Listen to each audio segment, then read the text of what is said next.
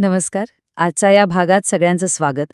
आज आपण डीसी मशीनच्या जगात एक मस्त सफर करणार आहोत. ही मशीन नेमकी काम कशी करते, तिचे वेगवेगळे प्रकार कोणते असतात आणि सगळ्यात महत्त्वाचं म्हणजे जर एखाद्या मशीनवर काहीच लिहिलेलं नसेल तर तिचे टर्मिनल्स कसे ओळखायचे हे सगळे एकदम सोप्या भाषेत समजून घेऊया. तर आज आपण काय काय बघणार आहोत. आधी डीसी मशीन म्हणजे नेमकं काय हे समजून घेऊ. मग आपण मशीनच्या आत डोकावून पाहू की तिथे काय दडले. त्यानंतर तिचे 3 मुख्य प्रकार बघू आणि मग येऊ प्रॅक्टिकल भागाकडे, म्हणजे टर्मिनल्स कसे ओळखायचे. अर्थात हे सगळं करताना सुरक्षितता सगळ्यात आधी येते, त्यामुळे त्यावरही बोलू आणि शेवटी जे काही शिकलो त्यावर एक नजर टाकू. चला मग सुरूच करूया. सर्वात पहिला आणि बेसिक प्रश्न, डीसी मशीन म्हणजे आहे तरी काय आणि तिची खरी ताकद तिच्या दुहेरी भूमिकेत कशी लपलेली आहे ते पाहू.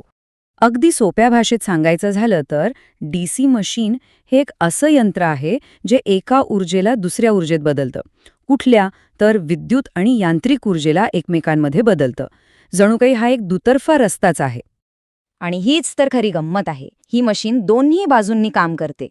तिला यांत्रिक ऊर्जा द्या म्हणजे तिला फिरवा तर ती जनरेटरसारखी वीज तयार करते, आणि या उलट तिला वीज द्या तर ती मोटरसारखी फिरायला लागते म्हणजे यांत्रिक काम करते. भारी आहे ना, एकच मशीन पण कामं 2. बरं, मशीन काय करते हे तर आपल्याला कळलं, पण हे सगळं घडतं कसं? म्हणजे या मशीनच्या आत असं काय दडलंय? चला पुढच्या भागात आत डोकावून पाहूया. हो बरोबर, हाच प्रश्न आहे. जर आतले भाग समजले तर सगळी कार्यप्रणाली अगदी सोपी होऊन जाते. तर मग या मशीनच्या पोटात नक्की काय काय असतं? बघा, मुख्यत्वे यात 6 भाग असतात. सगळ्यात बाहेरची जी फ्रेम दिसते ना, तिला योक म्हणतात.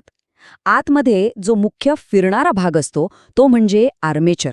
खरी जादू इथेच होते, म्हणजे व्होल्टेज इथेच तयार होतो. पण त्याला फिरायला एक चुंबकीय क्षेत्र लागतं.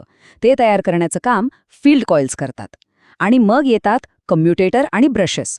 ही जोडी खूप महत्त्वाची आहे, कारण आर्मेचरमध्ये तयार होणाऱ्या एसी करंटला बाहेरच्या जगात वापरण्यासाठी डीसीमध्ये बदलायचं काम हेच करतात. चला आता बघूया डीसी मशीनचे प्रकार. मुख्यत्वे 3 प्रकार आहेत आणि हे प्रकार कशावरून ठरतात तर त्यांच्या आतल्या वायरिंगच्या जोडणीवरून. यातला सगळ्यात महत्त्वाचा फरक एकच आहे, फील्ड वाइंडिंग आर्मेचरला जोडली कशी आहे. जर ती सरळ एकामागे एक म्हणजे सिरीजमध्ये जोडली असेल तर ती झाली सिरीज मशीन. ही खूप ताकदवान असते म्हणून ट्रेन किंवा क्रेनमध्ये वापरतात. जर ती समांतर म्हणजे पॅरलल जोडली असेल तर ती झाली शंट मशीन. ही एका स्थिर गतीने फिरते म्हणून लेथ मशीनसारख्या ठिकाणी उपयोगी पडते. आणि तिसरा प्रकार म्हणजे कंपाऊंड, ज्यात या दोन्ही जोडण्या एकत्र केलेल्या असतात. ओके, थिअरी तर खूप झाली. आता जरा प्रॅक्टिकल गोष्टींकडे वळूया. समजा समोर एक डीसी मशीन ठेवली आहे पण तिच्यावर कुठलंच लेबल नाहीये. मग तिचे टर्मिनल्स कसे ओळखणार हे शिकणं खूप खूप महत्त्वाचं आहे. ही स्लाइड म्हणजे समजा एक चीट शीट आहे. टर्मिनल्स ओळखायची गुरुकिल्ली म्हणजे त्यांचा रेझिस्टन्स मोजणे. इथे लक्ष द्या, आर्मेचरचा रेझिस्टन्स सगळ्यात कमी, साधारण 1 ओमच्या आसपास असतो. सिरीज फील्डचा थोडासा जास्त असतो आणि शंट फील्डचा तर विचारायलाच नको, खूप म्हणजे खूप जास्त, अगदी 200 ते 500 ओमपर्यंत. हा जो मोठा फरक आहे ना, तोच आपल्याला त्यांची ओळख पटवून देतो. चला तर मग ही प्रोसेस स्टेप बाय स्टेप बघूया. सगळ्यात आधी वरवरची तपासणी करा. नेम प्लेटवर काही लिहिलंय का, वायरिंग कशी आहे ते बघा. मग हातात घ्या मल्टीमीटर आणि कंटिन्युटी मोडवर ठेवा. बीपच्या आवाजाने टर्मिनलच्या 2-2च्या जोड्या शोधा. आता येतो सगळ्यात महत्त्वाचा भाग, प्रत्येक जोडीचा रेझिस्टन्स मोजा. ज्या जोडीचा रेझिस्टन्स सगळ्यात कमी येईल ती आहे आर्मेचर. जिचा रेझिस्टन्स प्रचंड जास्त येईल ती आहे शंट, आणि जी मध्येच कुठेतरी येईल ती सिरीज. बस, एकदा ओळख पटली की लगेच त्यांना मार्क करून टाका. सोपं आहे की नाही? ठीक आहे, आता आपण एका अशा विषयावर बोलणार आहोत जो सगळ्यात जास्त महत्त्वाचा आहे, आणि तो म्हणजे सुरक्षा.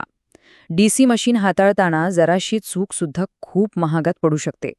त्यामुळे हे नियम अगदी मनात कोरून ठेवा. हे नियम कधीच विसरायचे नाहीत. पहिला आणि सगळ्यात महत्त्वाचा, डीसी सिरीज मोटरला लोड लावल्याशिवाय कधीही चालू करू नका. का? कारण ती इतक्या भयानक वेगाने फिरेल की स्वतःचे तुकडे तुकडे करून घेईल. दुसरं, वाइंडिंग आणि बॉडीमध्ये कुठे शॉर्ट सर्किट तर नाही ना, हे नक्की तपासा. तिसरं, सगळे नट बोल्ट घट्ट आहेत ना हे बघा, नाहीतर स्पार्किंग होऊ शकतं. काम करताना पायात इन्सुलेटेड शूज असलेच पाहिजेत. आणि हो, चालत्या मशीनला, विशेषतः त्या फिरणाऱ्या कम्युटेटरला चुकूनही उघड्या हाताने स्पर्श करू नका. चला, आत्तापर्यंत आपण जे काय पाहिलं ते कितपत लक्षात राहिलंय हे जरा तपासून बघूया. मी काही प्रश्न विचारणार आहे बघा. उत्तर आठवतात का? एकदम सोप्पा प्रश्न. आठवून बघा, कम्युटेटरचं मुख्य काम काय आहे? अगदी बरोबर. त्याचं मुख्य काम आहे आर्मेचरमध्ये तयार होणाऱ्या एसी करंटला बाहेरच्या वापरासाठी डीसी करंटमध्ये बदलणं. आणि आता एक प्रॅक्टिकल प्रश्न. आर्मेचरचे टर्मिनल्स ओळखायची पक्की खूण कोणती? वा, अगदी अचूक. 2 गोष्टी आहेत. एक म्हणजे त्याचा रेझिस्टन्स बाकी सगळ्यांपेक्षा कमी असतो, आणि दुसरी जी 100% खात्रीशीर खूण आहे ती म्हणजे जेव्हा आपण मशीनचा शाफ्ट हाताने फिरवतो तेव्हा मल्टीमीटरवरचं रीडिंग हलायला लागतं.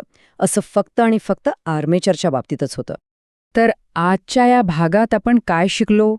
एकंदरीत डीसी मशीन म्हणजे ऊर्जेचं रूपांतर करणारी एक अष्टपैलू मशीन. तिचे सिरीज, शंट, कंपाऊंड हे 3 प्रकार तिच्या आतल्या जोडणीवर ठरतात. टर्मिनल्स ओळखायचा सगळ्यात सोपा मार्ग म्हणजे रेझिस्टन्स मोजणे. आणि काहीही झालं तरी सुरक्षेला पहिलं प्राधान्य द्यायचं. बरं, आता मशीनचे भाग आणि टर्मिनल्स कसे ओळखायचे हे तर माहीत झाले आहे.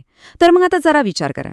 जर हातात एखादी जुनी, लेबल नसलेली डीसी मशीन आली तर तिची योग्य वायरिंग करून तिच्यापासून काय काय नवीन आणि इंटरेस्टिंग गोष्टी बनवता येतील?